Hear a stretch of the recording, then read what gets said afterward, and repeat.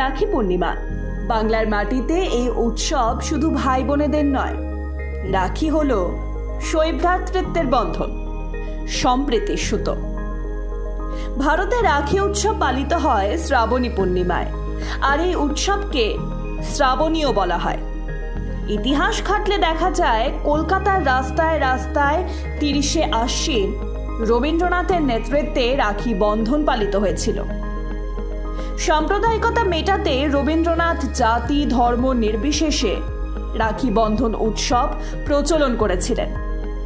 দিনক্ষণ তিথি মেনেই প্রতি বছর আসে রাখি পূর্ণিমা।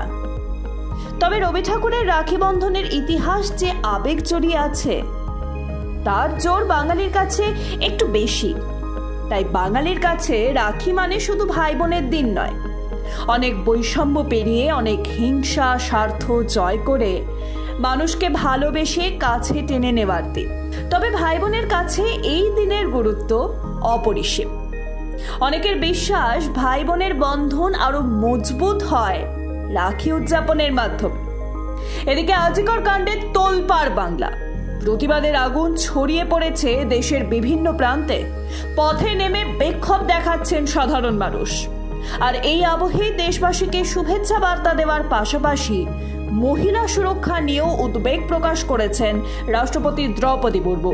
এক্স হ্যান্ডেলে তিনি লেখেন, ভাই বোনের মধ্যে ভালোবাসা ও পারস্পরিক বিশ্বাসের অনুভূতির উপর ভিত্তি করেই এই উৎসব। সব বোন ও কন্যা সন্তানের প্রতি স্নেহ ও শ্রদ্ধা জানান তিনি। একই সঙ্গে সমাজের সব মহিলাদের সুরক্ষা এবং সম্মান সুনিশ্চিত করার জন্য করেন আবেদন। একই বার্তা দিয়েছেন উপরাষ্ট্রপতি জগদীপ ধনকরও।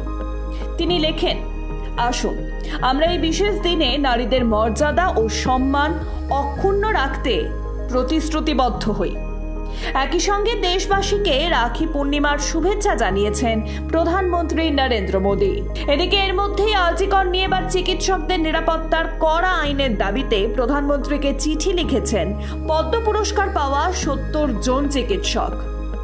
চিঠিতে চিকিৎসকরা লিখেছেন, আজিকর হাসপাতালে যা ঘটেছে তাতে স্পষ্ট যে এই ধরনের নৃশংসতা প্রতিরোধ করতে যত দ্রুত সম্ভব কড়া পদক্ষেপ করা প্রয়োজন। এ নিয়ে দৃষ্টান্তমূলক পদক্ষেপের জন্য সংসদ ও নীতি নির্ধারক সংস্থাগুলির কাছে আবেদন করেছেন তারা। Bureau report, Ritam Bangla.